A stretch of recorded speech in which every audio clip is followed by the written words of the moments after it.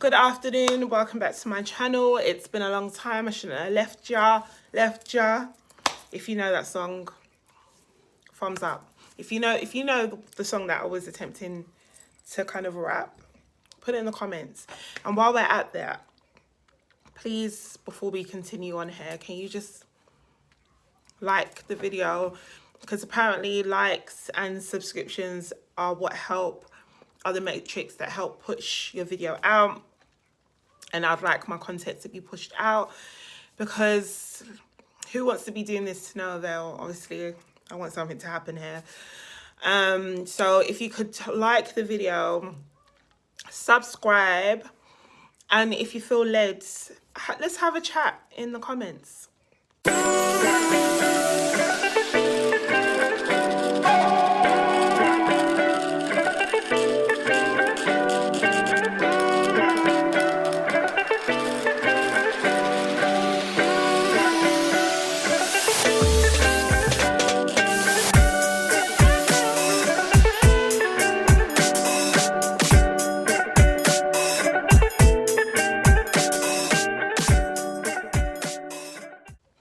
So today is going to be my very first reaction video, and the first video I'm reacting to is a video of myself from 2018 when I first started the Stepmums Club. This was my first kind of gig with the BBC, and I created a video offering my top tips for overcoming anxiety when becoming a stepmom. So we're going to watch this, and we are going to see if I still agree with me. So let's get into the video.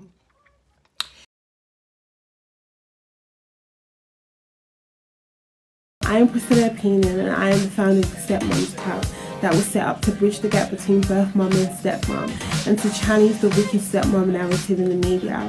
I'm really happy to offer my top tips of how to get over anxiety when becoming a new stepmom. Let's just say that I was mad nervous. I was mad nervous. I didn't like my braids that day, and I can just see myself thinking, but I really appreciate how young and fresh I looked and how bloody stupid and naive I was. Time as a teacher.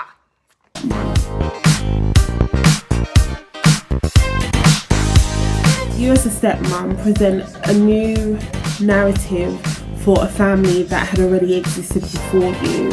You represent discomfort, you represent challenge, you represent upset, fear, anxiety. You represent everything for face value that is negative.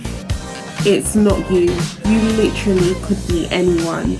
Okay, so as much as I still agree with the majority of what I said, it still is very personal, okay?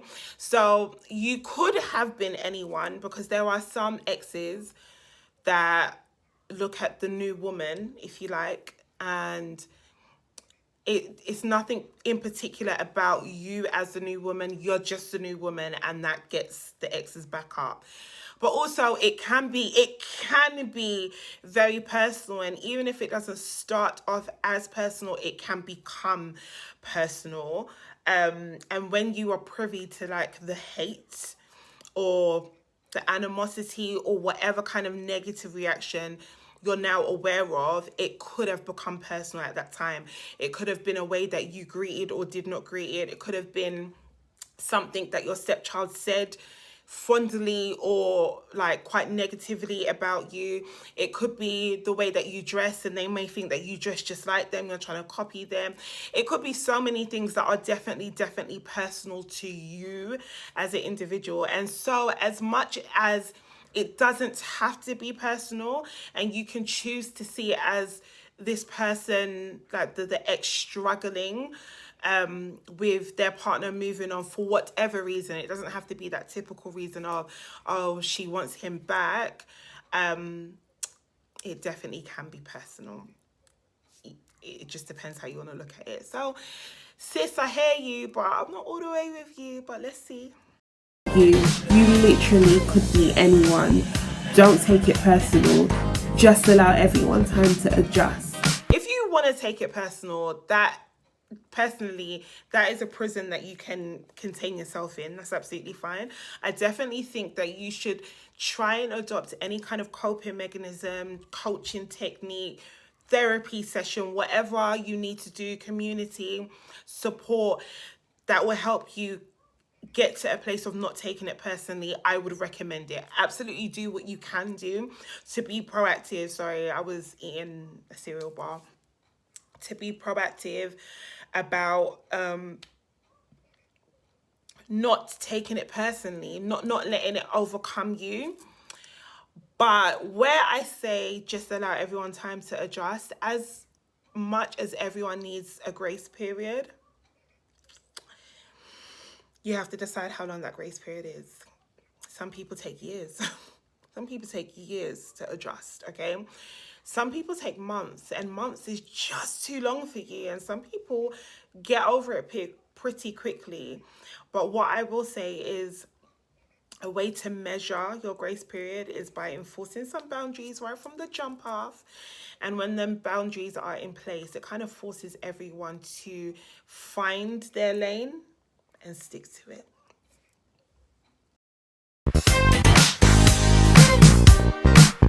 If you overthink, you'll put yourself in so many scenarios that may never come to pass.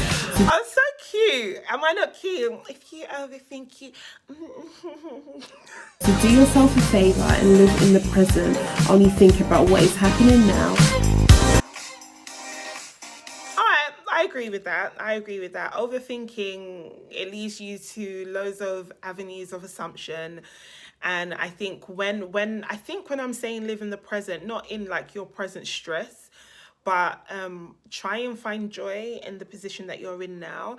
So what is beautiful about your family? What is happy about your family? And sometimes you may need help trying to focus on what is good, but the temptation of overthinking all the negative things that are happening, again, is another prison for yourself. So I absolutely still agree with that, but I guess I can help with the how and not just be telling you to do that, but there is a how. So yeah. Whenever you're feeling anxious, whenever you're feeling any kind of discomfort, worry, fear, speak up. Do not keep it to yourself. Speak to your partner, speak to a friend. And if you can't find any comfort in them, definitely go out and look for other stepmoms who are a lot more experienced than you, that can offer trials and tribulations that they have been through, or just a friendly ear just to listen to you vent. I still agree with that. Absolutely. I don't think it's healthy for anyone to keep any kind of negativity or stresses with inside them. You should definitely speak up. Although now I know it's easier said than done, because when I got to the point of really struggling in this stepmom journey, and when I wanted to speak up about it, a whole poo storm came out of it.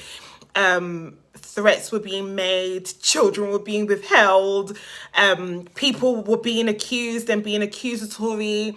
It's why are you sharing your business online? It's not just your business, it's other people. It's just, there was a lot of policing, a lot of controlling. And the thing is if you do want to speak about your issues, with the kind of realization that it might get back to the people that you're technically speaking about, or the people that you that are making you feel this way, that you are now talking about how you're feeling, you really have to just own it. And so if you're going to speak up, don't kind of be naive in thinking that everyone is just going to be oh yeah, let me embrace what you have to say. People are wicked and they take opportunity to cause drama. But nonetheless, what I'm saying is get ready and speak up.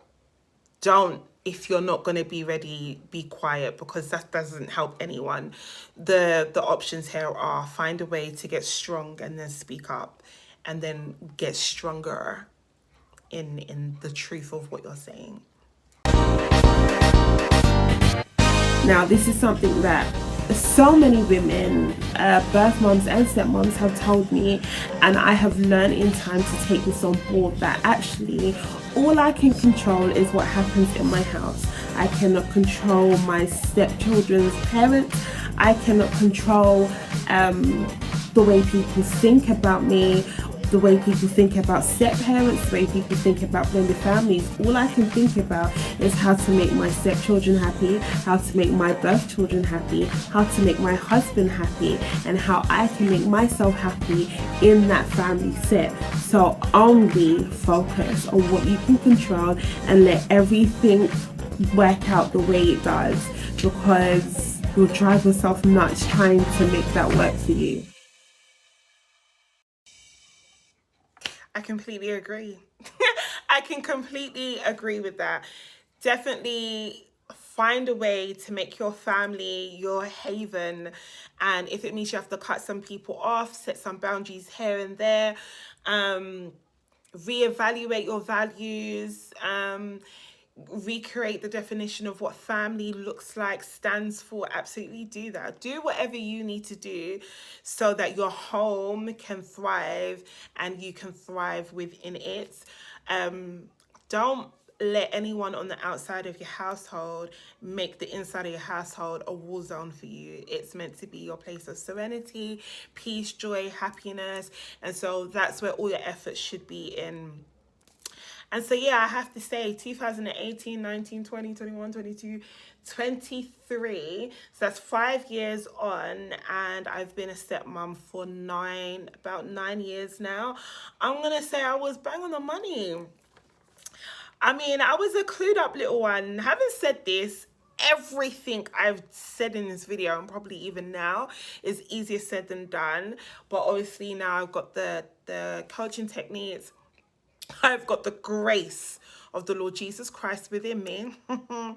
And I've got a hope and a prayer. So, like, I've got a lot of weaponry in my toolbox.